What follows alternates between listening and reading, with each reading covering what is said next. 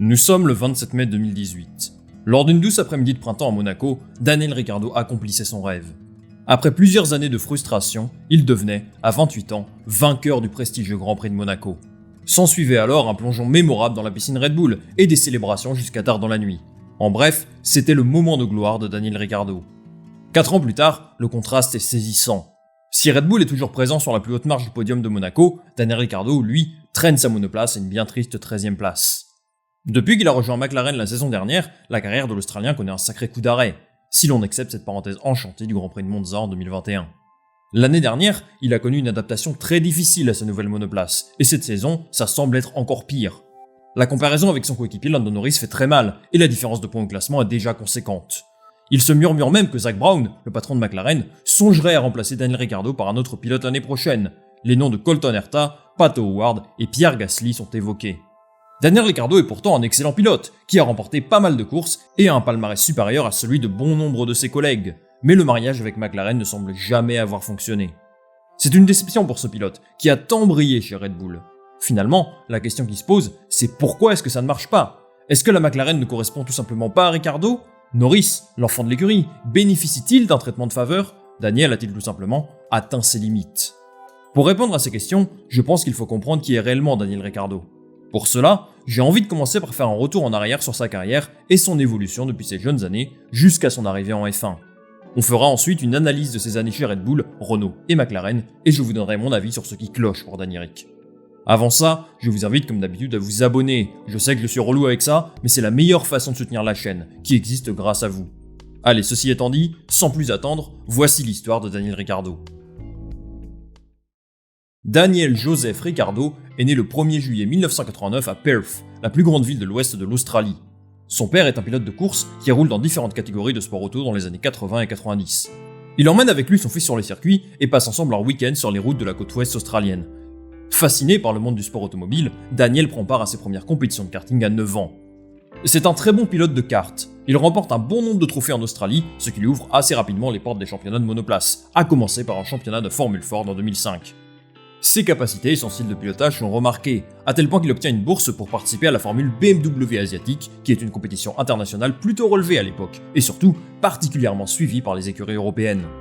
Daniel réalise une super saison en terminant 3ème du championnat, alors qu'il était rookie. Cet excellent classement lui permet d'ambitionner un départ en Europe, et c'est vers l'Italie qu'il se dirige, en Formule Renault 2.0. Sa saison 2007 n'est pas extraordinaire, mais il termine le championnat à une honorable 6ème place. Et plus important encore, il a attiré l'attention du programme Red Bull Junior. C'est un véritable tournant dans sa carrière. Il est arrivé seul en Italie, ne vient pas d'une famille particulièrement aisée, et la course automobile en Europe, ça coûte cher. Red Bull finance sa participation aux meilleures compétitions européennes, et surtout lui offre un encadrement comme il n'en a jamais eu. Formation, entraînement, accès à toutes les structures de la marque et mise en place d'un plan de carrière. Ricciardo répond positivement aux attentes placées en lui. En 2008, il participe à 2 championnats de Formule Renault 2.0. Il remporte l'un d'eux avec 8 victoires et 9 pôles en 15 courses, pas mal comme stat. Tout s'accélère pour Daniel en 2009. Il gagne le prestigieux championnat britannique de Formule 3 et s'assoit sur la concurrence. Mais le moment le plus important de sa saison arrive plus tard en fin d'année. Il roule pour la première fois dans une voiture de Formule 1 en participant à 3 jours de test jeune pilote à Jerez. Il termine en tête des temps et se positionne ainsi comme le prospect Red Bull le plus prometteur. Il se rapproche tout doucement de la Formule 1, mais il doit encore faire ses preuves pour mériter sa place. Il participe à la Formule Renault 3.5, qui est l'une des catégories de formule de promotion les plus prestigieuses à l'époque, où il termine vice-champion dès sa première année. C'est une excellente performance, qui lui permet de devenir pilote de réserve pour Toro Rosso pour la saison 2011. En parallèle, il continue son petit bout de chemin en Formule Renault 3.5, mais une opportunité arrive dans la catégorie Rennes. Red Bull pousse pour placer son pilote en F1 et lui trouve une place chez Hispania Racing Team, HRT pour les intimes. HRT était une écurie espagnole de fond de grille qui était vraiment mauvaise. Ricciardo n'a pas l'opportunité de faire quoi que ce soit vu le niveau de la voiture, mais il montre quand même de belles choses, ce qui convainc Red Bull de le titulariser chez Toro Rosso pour la saison 2012, aux côtés de Jean-Éric Vergne. C'est le vrai départ de la carrière de Daniel Ricciardo en Formule 1, le début de son histoire contrastée avec Red Bull. Dans cette deuxième partie de la vidéo, nous allons tenter de comprendre l'évolution de Daniel Ricciardo entre 2012 et 2018, soit les 7 saisons qu'il a passées sous le géant Red Bull. Ça me paraît essentiel pour comprendre qui est le personnage et comment il est arrivé là où il est aujourd'hui. Commençons donc par parler de ses années Toro Rosso. Pour remettre les choses dans le contexte, Toro Rosso en 2012 est 9ème du championnat constructeur, sur 12 équipes. Les opportunités de marquer des points ne sont pas légion. Le duel face à Jean-Éric Vergne est relativement équilibré. Ricciardo termine derrière lui au classement, mais prouve toutes ses qualités en qualification en le dominant 15-5. Au début de sa carrière, Ricciardo était avant tout un excellent pilote sur un tour. Dans une monoplace très limitée, les deux pilotes ont montré pas mal de qualités qui ont incité Red Bull à les prolonger pour la saison 2013. Ricciardo prend définitivement l'ascendant sur son coéquipier cette saison-là en continuant de le dominer assez largement en qualif. Il atteint la Q3 2 fois plus souvent que Vergne, et c'est certainement pour ça qu'il a été choisi pour remplacer le nouveau retraité Mark Webber chez Red Bull. Les années Toro Rosso de Ricciardo sont plutôt bonnes, mais beaucoup de questions se posaient quant à son rythme en course, d'autant plus qu'il s'apprêtait à affronter un quadruple champion du monde comme coéquipier, en la personne de Sebastian Vettel. Pas impressionné par l'enjeu, Daniel Ricciardo connaît cette saison-là sans doute sa plus grande progression. Dans une saison marquée par le début de l'ère hybride, Ricciardo impressionne et est considéré par beaucoup comme l'un des meilleurs pilotes de la saison. Il bat largement son coéquipier en qualif, le domine outrageusement au classement et surtout remporte ses 3 premiers succès en F1. En terminant 3ème du classement général, beaucoup d'observateurs considèrent que Daniel Ricciardo a le potentiel pour être champion du monde dans le futur. Sincèrement, passer d'une écurie du midfield à un top team est un challenge très compliqué, que Daniel Ricciardo a largement su relever. À 25 ans, il a surtout une marge de progression qui est encore élevée. Il a montré qu'il n'est pas seulement un bon pilote de qualif, mais bien un pilote complet capable d'excellentes performances sur l'ensemble d'un week-end. Si 2014 était l'une de ses meilleures années chez Red Bull, 2015 est peut-être la pire. Non pas par manque de performance, mais plutôt parce que sa monoplace n'était pas fiable et vraiment peu compétitive. Il y avait en fait très peu d'opportunités de gagner, et s'il finit 3 points derrière son coéquipier Daniil Kvyat au classement, je pense qu'en réalité, il était au-dessus de lui en termes de rythme de course. Tout de même, c'est une contre-performance de finir derrière lui au classement, c'est à noter. Mais à partir de 2016, l'avenir de Ricciardo chez Red Bull prend une autre tournure. Max Verstappen remplace Daniil Kvyat à partir du Grand Prix d'Espagne et gagne dès sa première course. Un coéquipier jeune, mais déjà fort, venait s'opposer à lui. Pour autant, Ricciardo élève son niveau cette année-là, tout comme la Red Bull qui était la deuxième force du plateau derrière les intouchables Mercedes. Il termine une deuxième fois 3ème du classement pilote et domine son coéquipier d'une 50aine de points. Cette saison-là, il a grandement progressé pour devenir l'un des meilleurs pilotes du plateau. Sa saison 2016 est certainement l'une de ses meilleures en F1, mais le problème qu'a rencontré Ricciardo est sans doute la stratégie de Red Bull, qui voulait faire de Max Verstappen l'égérie de sa marque, le nouveau Sebastian Vettel, le plus jeune champion du monde de l'histoire. Intrinsèquement, Max Verstappen est probablement meilleur que Daniel Ricciardo, et la stratégie de Red Bull est compréhensible. La bataille entre les deux a été très serrée en 2017, et Ricciardo a réussi à terminer devant lui au classement. Je pense qu'on a assisté à un duel entre deux pilotes de haut niveau cette saison-là, malheureusement perturbés par énormément de problèmes mécaniques, qui les ont empêchés de terminer les Grands Prix à maintes reprises. Je pense quand même que cette saison 2017 marque la passation de pouvoir entre Ricciardo et Verstappen, tout simplement parce que Max affichait des performances et une progression très impressionnantes, et le tout à 19 ans seulement.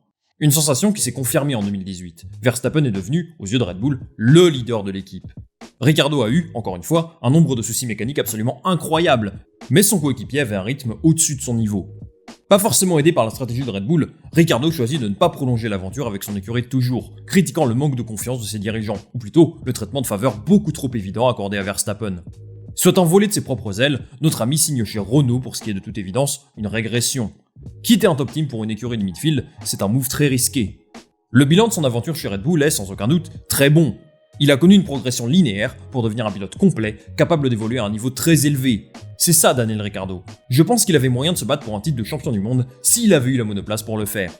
Mais depuis son départ de Red Bull, son niveau fait beaucoup de débats. Le Daniel Ricciardo de Red Bull a-t-il vraiment disparu? Qu'est-ce qui explique ses mauvaises performances? Est-il capable de retrouver son niveau et de conserver son siège chez McLaren? Je vous donne mon avis tout de suite. Dans cette dernière partie de la vidéo, je vais procéder de manière un petit peu moins linéaire pour parler de ce qu'est devenu Daniel Ricciardo suite à la fin de son aventure chez Red Bull. Il y a deux périodes distinctes, l'époque Renault et l'actuelle chez McLaren. Chez Renault, l'expérience a été contrastée, mais positive. La première saison était correcte, il a connu un petit temps d'adaptation, mais a finalement pris le dessus sur Hülkenberg qui, sans lui faire offense, n'est pas Verstappen.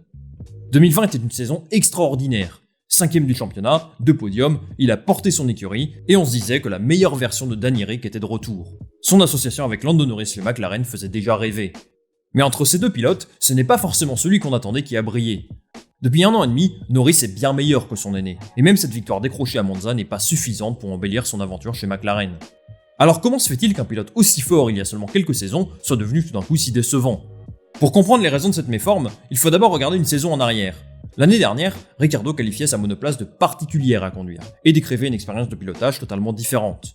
À la mi-saison, alors qu'il n'était toujours pas dans le coup, Ricciardo ne se cherchait plus d'excuses, et admettait son manque de compréhension de la monoplace, même si honnêtement, il a fait du meilleur taf en deuxième partie de saison. Le problème de la McLaren l'année dernière est qu'elle ne convenait pas à son style de pilotage. Elle avait pas mal de lacunes dans les entrées de virage et au niveau du freinage, deux domaines dans lesquels Ricciardo avait autrefois un avantage sur les autres pilotes. Bon ça, c'était l'année dernière et en théorie cette année, les choses devaient évoluer. Après tout, il a une année d'expérience supplémentaire et en plus de ça, les nouvelles réglementations pouvaient rebattre les cartes. Seulement, pour l'instant c'est pas fou du tout. On a un sentiment de déjà vu, avec un Lando Norris ultra performant en ce début de saison et Daniel Ricciardo en grande difficulté. Daniel ne s'est pas encore bien adapté aux nouvelles réglementations, et les raisons qui expliquent ça sont nombreuses. D'abord, l'Australien a manqué une grande partie des essais de pré-saison à cause d'un certain virus que vous connaissez bien. Pendant ce temps-là, Norris faisait des super temps en avant-saison, moment où les décisions clés du développement étaient prises. Il est donc probable que les retours de Norris, qui a terminé devant Ricciardo au classement l'année dernière, aient eu plus d'impact sur la fin du développement de la monoplace.